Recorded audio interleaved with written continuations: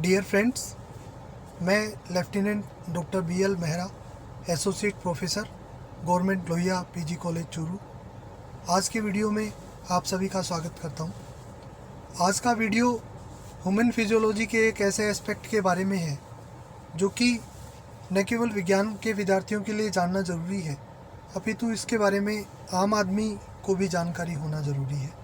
इसलिए आज का वीडियो न केवल स्टूडेंट्स बल्कि प्रत्येक व्यक्ति के लिए इम्पोर्टेंट है। आज का video circulatory system part first है, जिसमें हम सर्कुलेटरी सिस्टम के इंट्रोडक्शन और कार्डियोवास्कुलर सिस्टम के बारे में स्टडी करेंगे। सबसे पहले प्रश्न उठता है कि सर्कुलेटरी सिस्टम क्या है। ये हमारे शरीर में फैली हुई एक जालनुमा संरचना है, जिसको हम दो भागों में डिवाइड करके अध्ययन कर सकते हैं। एक जालनुमा संरचना धमनी और शिराओं यानी आर्टरी और वेन्स की है, और दूसरी जालनुमा स्ट्रक्चर लिम्फ वेसल्स की है, लसिका वाहिनियों की है।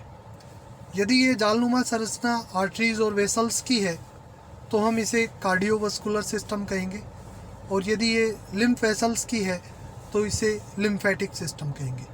तो ये कार्डियोवास्कुलर सिस्टम और लिम्फेटिक वेसल्स, इन दोनों का सिस्टम मिलकर के सर्कुलेटरी सिस्टम बनाता है। हम इस वीडियो में कार्डियोवास्कुलर सिस्टम के बारे में अध्ययन करेंगे, इसके घटकों का, इसका कार्य क्या है, इसमें किस प्रकार से सर्कुलेशन होता है, अनास्टोमोसिस यानी इसमें किस प्रकार से ये आर्टरीज और वेन्स आपस में कनेक्ट रहती हैं, इसकी स्टडी करेंगे।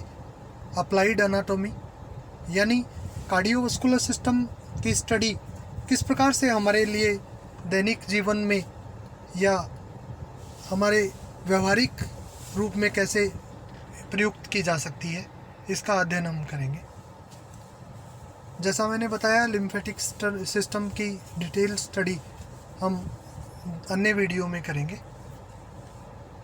कार्डियोवास्कुलर सिस्टम, जैसा कि नाम से स्पष्ट है, कार्डियो का अर्थ होता है हार्ट और वास्कुलर का अर्थ होता है वेसल्स, यानी हार्ट और ब्लड वेसल्स मिलकर के कार्डियोवास्कुलर सिस्टम का निर्माण करती है। What is the cardiovascular system, कि ये कार्डियोवास्कुलर सिस्टम क्या है। The circulatory system carries blood and dissolve substances to and from different parts in the body. हमारा जो परिसंचरण तंत्र है, सर्कुलेटरी सिस्टम है, वो हमारे शरीर की तरफ रक्त और उसमें घुले हुए पदार्थों को लेकर के जाता है, और शरीर के विभिन्न अंगों से रक्त और उसमें घुले हुए जो डिजोल्व सब्सटेंसेस हैं उनको हार्ट की तरफ वापस लाने का काम करता है।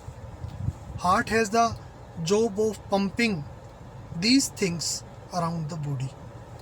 हार्ट जो है एक पंप की भांति कार्य करके इन सभी पदार्थों को शरीर की तरफ लाता है और शरीर से वापस लाने का काम करता है।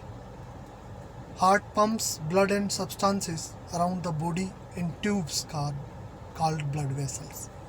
हार्ट इन ट्यूब्स के माध्यम से, जिनको कि रक्त वाहिनियाँ या ब्लड वेसल्स कहते हैं, इन पदार्थों को भेजने का या पंप करने का काम करता है। The heart and blood vessels together make up the circulatory system, और ये हार्ट और ये ब्लड वेसल्स मिलकर के कार्डियोवास्कुलर सिस्टम का निर्माण करते हैं। How does this system work. अब प्रश्न उठता है कि ये सिस्टम कैसे काम करता है। मध्य में आप देख रहे हैं हार्ट को बनाया गया है। इसमें हार्ट के दो भाग बनाए हैं, एक नीले रंग से और एक लाल रंग से प्रदर्शित किया हुआ है। हार्ट शरीर के आगे के भागों जैसे लंग्स, हेड एंड आर्म्स, वहाँ तक ब्लड को पहुँचाने का काम करता है। साथ ही शरीर के जो पिछले भाग हैं, लिवर, डाइजेस्टिव सिस्टम, किडनीज और लंग्स, वहाँ तक भी रक्त को पहुँचाने का काम करता है। लाल रंग से तात्पर्य ये है कि इसमें शुद्ध रक्त है, यानी हम कह सकते हैं कि हार्ट से शुद्ध रक्त को शरीर के आगे के भागों में और पीछे के भागों में पहुंचाए जाने का काम करता है। ये कार्य एक धमनी के माध्यम से होता है जिसको कि अओर्टा कहते हैं। और इसके साथ ही इन सभी भागों से रक्त को पुनः हार्ट तक लाने का काम भी किया जाता है। तो हम कह सकते हैं कि कार्डियोवास्कुलर सिस्टम के 3 घटक हैं, कंपोनेंट हैं। हार्ट, मध्य में ब्लड और सबसे नीचे वेसल्स को दिखाया गया है। वेसल्स को हम अध्ययन की दृष्टि से 3 भागों में डिवाइड करते हैं, आर्टरीज, वेन्स एंड कैपिलरीज। इस चित्र में जो लाल रंग से आर्टरी को दर्शाया है, नीले रंग से वेन्स को दर्शाया है, और इनका जो बीच का जो भाग है जिसमें ये दोनों ही वेसल्स, आर्टरी और वेन्स, आगे चल कर के सब डिवाइडेड होती हैं और बहुत ही महीन वेसल्स का रूप धारण कर लेती हैं, ये कैपिलरीज कहलाती हैं। अगर हार्ट की बात करें तो ये एक मस्कुलर पंप है, कंपोज्ड ऑफ 4 चैम्बर्स, 4 चैम्बर्स से मिलकर के बनता है, divided into right and left halves. ये दाहिनी तरफ और बाएं तरफ के 2 भागों में बटा हुआ होता है, made up of cardiac muscle cell. और ये जिन पेशी कोशिकाओं से मिलकर के बना है उनको हम हृदयी पेशियां या कार्डियक मसल्स कहते हैं। हार्ट स्वयं चारों तरफ से एक आवरण के द्वारा ढका हुआ रहता है, प्रोटेक्टिव सैक होता है ये, जो कि कनेक्टिव टिश्यू से मिलकर के बना है, और सराउंड्स हार्ट को चारों तरफ से ये ढकता है। मध्य के चित्र से आप देख सकते हैं, फिल्ड विद फ्लूइड। और हार्ट का ये जो सैक है ये और इसके हार्ट के बीच में एक द्रव भरा रहता है जिसको पेरिकार्डियल फ्लूइड कहते हैं। ये पेरिकार्डियल फ्लूइड हार्ट की भारी झटकों से सुरक्षा करने का काम करता है। मायोकार्डियम के बारे में और स्टडी करें तो हम कह सकते हैं कि ये हार्ट की जो मसल्स हैं इनको मायोकार्डियम कहते हैं। The muscles of the heart strong and thick, ये मजबूत होती हैं, मोटी होती हैं, composed of spontaneously contracting cardiac muscle fibres, और लगातार संकुचन करने वाली कार्डियक मसल से मिलकर के बनती है। इन मसल्स की नेचर की बात करें तो ये can conduct electricity like nerves, ये तंत्रिकाओं की भांति इलेक्ट्रिसिटी को आगे पास कर सकती हैं। Its blood supply comes from the coronary artery, यानी स्वयं रक्त की जो पेशी हैं जिनको मायोकार्डियम कहते हैं, इनको खुद को रक्त सप्लाई करने का काम कोरोनरी आर्टरी करती है। यदि हम हृदय की संरचना की बात करें, स्ट्रक्चर ऑफ द हार्ट की बात करें, तो हार्ट मुख्यतया 2 चैम्बर्स से मिलकर के बनता है, एट्रियम एंड वेंट्रिकल्स। ऊपर के दोनों जो कक्ष हैं, अपर चैम्बर्स, ये थिन वॉल्ड होते हैं, पतली भित्ति वाले होते हैं। रिसीव ब्लड फ्रॉम वेन्स, ये वेन्स से रक्त को रिसीव करने का काम करते हैं। सेंड ब्लड टू वेंट्रिकल्स, यानी इनसे होकर के रक्त जो है नीचे के जो चैम्बर हैं यानी वेंट्रिकल्स, उनमें जाता है। वेंट्रिकल्स जो है वो भी 2 होते हैं, इनके भी ये दोनों लोअर चैम्बर होते हैं, लेकिन इनकी भित्ति मोटी होती है। रिसीव ब्लड फ्रॉम एट्रिया, ये एट्रिया से ब्लड को प्राप्त करते हैं। Pump blood out through atria, और ये एट्रिया से होकर के बॉडी में ब्लड को पंप करने का काम करते हैं। स्वयं हार्ट जो है इसमें एक भित्ति मिलती है, दोनों ओरिकल के मध्य पाई जाने वाली भित्ति, जिसको कि इंटर ओरिकुलर सेप्टम कहते हैं, और दोनों वेंट्रिकल के मध्य भी एक भित्ति पाई जाती है जिसको इंटरवेंट्रिकुलर सेप्टम कहते हैं। इसके साथ ही ओरिकल्स और वेंट्रिकल के मध्य भी एक भित्ति मिलती है जिसको कि ओरिक्यूलो वेंट्रिकुलर सेप्टम कहते हैं। यदि हम बात करें लेफ़्ट ओरिकल और लेफ़्ट वेंट्रिकल, इनके मध्य की जो भित्ति है जिसको कि ओरिक्यूलो वेंट्रिकुलर सेप्टम कहते हैं, इसमें एक छिद्र मिलता है और उस छिद्र में एक वाल्व पाया जाता है जिसे कि बाइकस्पिड वाल्व के नाम से जानते हैं। इसी तरह राइट ओरिकल और राइट वेंट्रिकल, इसमें भी एक छिद्र मिलता है जिसमें एक वाल्व पाया जाता है जिसे ट्राइकस्पिड वाल्व कहते हैं। इसे ट्राइकस्पिड वाल्व और बाइकस्पिड वाल्व इसलिए कहते हैं क्योंकि ट्राई मीन्स 3, इसमें 3 कस्प पाए जाते हैं। जैसा कि आप इस चित्र में दोनों तरफ देख सकते हैं, ट्राइकस्पिड वाल्व में 3 कस्प हैं और बाइकस्पिड वाल्व में 2 कस्प पाए जाते हैं जो इन छिद्रों को खोलने और बंद करने का काम करते हैं। यदि हम हार्ट के इंटरनल स्ट्रक्चर को देखें तो इंटरनल स्ट्रक्चर में भी जो दोनों तरफ जो वाल्व हैं, इनके नीचे विशेष प्रकार की रस्सियाँ मिलती हैं जिनको कोडा टेंडिनी कहते हैं या जिन्हें हार्ट स्ट्रिंग्स के नाम से जाना जाता है। यानी ये कोड लाइक टेंडोन्स होते हैं। ये कोड लाइक टेंडोन्स जिनको हार्ट स्ट्रिंग कहते हैं या कोडा टेंडिनीज कहते हैं, नीचे की तरफ पेपिलरी मसल्स से जुड़े हुए रहते हैं। और ये दोनों तरह के जो वाल्व हैं, ट्राइकस्पिड वाल्व और बाइकस्पिड वाल्व, इनको खोलने में मदद करते हैं। साथ ही इनको एट्रियम की तरफ नहीं खोलने देते।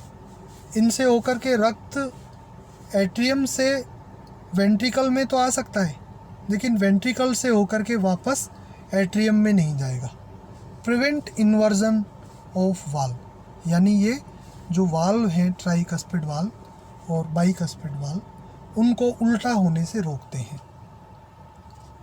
पेपिलरी मसल्स जो हैं वो स्मॉल मसल्स हैं दैट एंकर द कोड्स, जो कि इस कोड को प्रोटेक्ट रखती हैं।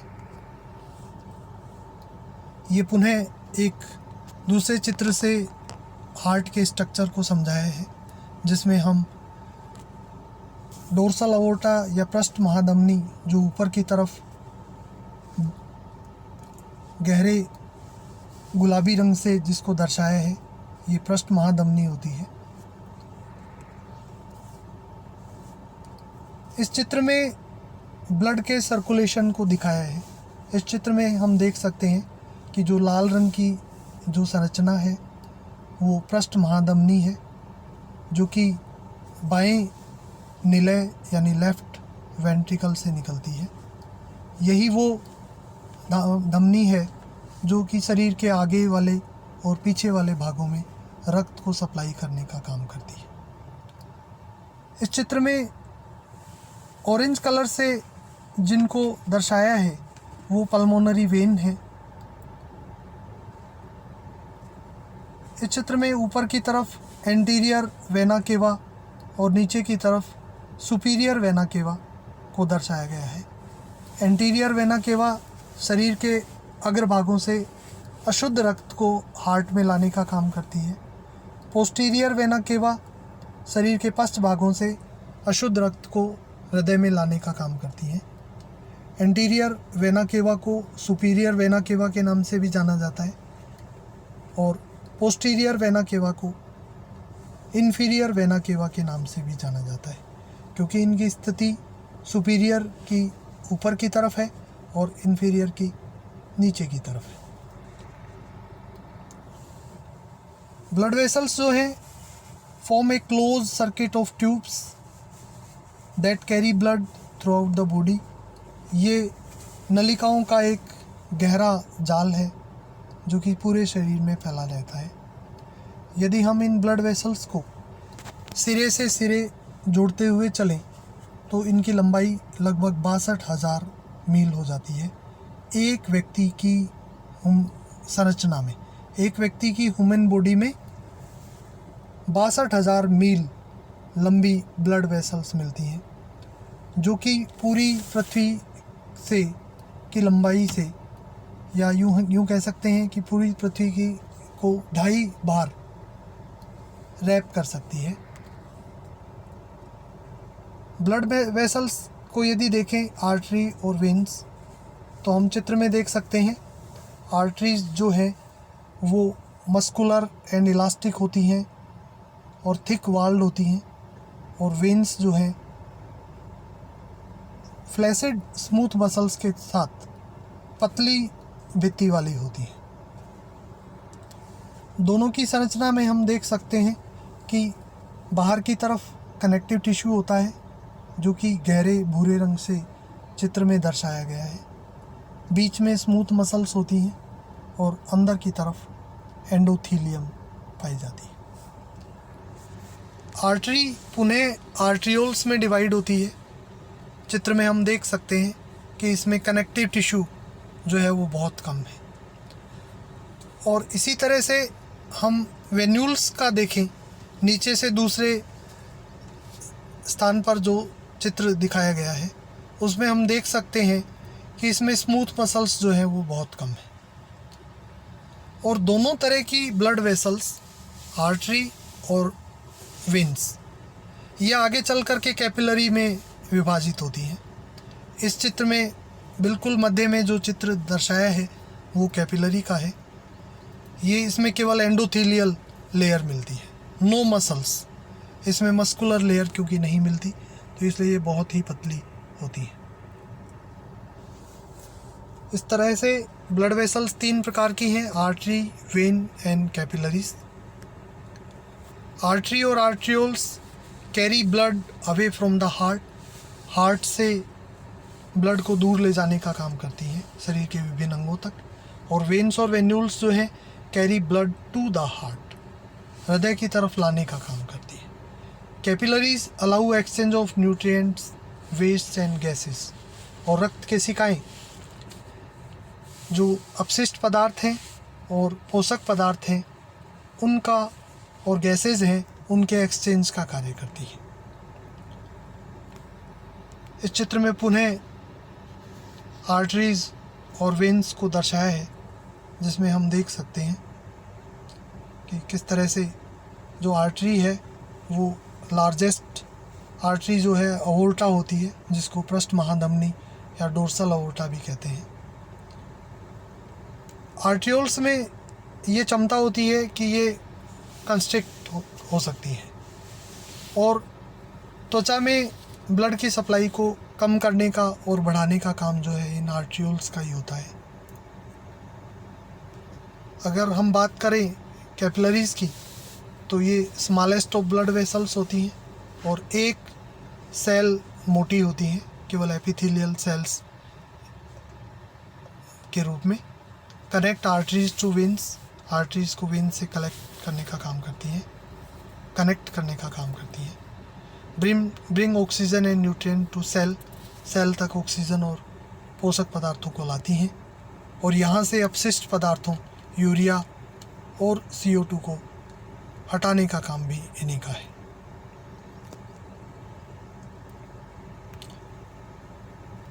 वेन्स की बात करें तो वेन्स जो हैं carry blood toward heart, heart की तरफ रक्त को लाने का काम करती हैं। Take blood to atrium, have valves, और इनमें वाल्व्स मिलती हैं। Can stretch a great deal, have larger diameter, इनका जो डायमीटर है वो बड़ा होता है और ये एक निश्चित क्षमता तक स्ट्रेच कर सकती हैं। Vena cava is the largest when, vena cava जो है वो सबसे बड़ी शिरा होती है। वेन्स में वाल्व पाए जाते हैं और ये वाल्व जो हैं वो स्मूथ मसल्स के साथ में मिल कर के, या जो स्केलेटल मसल्स हैं इनके साथ में मिल कर के काम करते हैं। इस चित्र में आप देख ही रहे हैं कि जिस समय लेग जो है वो सामान्य स्थिति में होती है, उस समय हार्ट से पैरों की तरफ जो ब्लड है वो मूव करता है, और जो ही हम मूव करते हैं पैर को, तो ये जो लेग की जो मसल्स हैं, कंकालीय पेशियाँ, स्केलेटल मसल्स, ये दब करके और इसमें ब्लड के सर्कुलेशन को नीचे की तरफ नहीं आने देती और हार्ट की तरफ इसको मूव करवाती। इस चित्र में भी आप इसी तरह से देख सकते हैं कि किस तरह से जो कंकालीय पेशियाँ हैं, स्केलेटल मसल्स हैं, वो वाल्व के साथ में मिल करके वेन्स के फंक्शन को कंट्रोल करती है। इस चित्र में आर्ट्रियोल्स को दर्शाया है और इसी तरह से वेन्यूल्स को दर्शाया है। आर्ट्रियोल और वेन्यूल्स मध्य भाग में पुनः विभाजित होकर के कैपिलरीज का रूप धारण कर लेती हैं, और ये कैपिलरीज प्रत्येक टिश्यू में, या यूं कहें कि प्रत्येक कोशिका में मिलती हैं, और इनकी भित्ति पतली होने के कारण कैपिलरीज में, जो कि प्रत्येक सेल में उपस्थित हैं, कैपिलरीज में उपस्थित CO2 और अपशिष्ट पदार्थ जो हैं वो इन कैपिलरीज में आ जाते हैं, और कैपिलरीज में उपस्थित ऑक्सीजन और पोषक पदार्थ यानी न्यूट्रिएंट्स जो हैं वो कोशिका को मिल जाते हैं। इस तरीके से हार्ट और ये ब्लड वेसल्स यानी आर्टरीज और वेन्स और इनके शाखित भाग जिनको के कैपिलरीज कहते हैं, ये मिल करके हमारे पूरे शरीर में ऑक्सीजन और न्यूट्रिएंट्स पदार्थ को पहुंचाने का काम करते हैं, और शरीर की विभिन्न कोशिकाओं में उपस्थित जो अपशिष्ट पदार्थ हैं, CO2 है और अपशिष्ट पदार्थ लाइक यूरिया, उनको शरीर से बाहर भेजने का काम करता है। इस प्रकार से ये कार्डियोवास्कुलर सिस्टम हमारे शरीर का बहुत ही इम्पोर्टेंट सिस्टम है, जो कि शरीर को अच्छे तरीके से चलाने में शरीर की मदद करता है। धन्यवाद।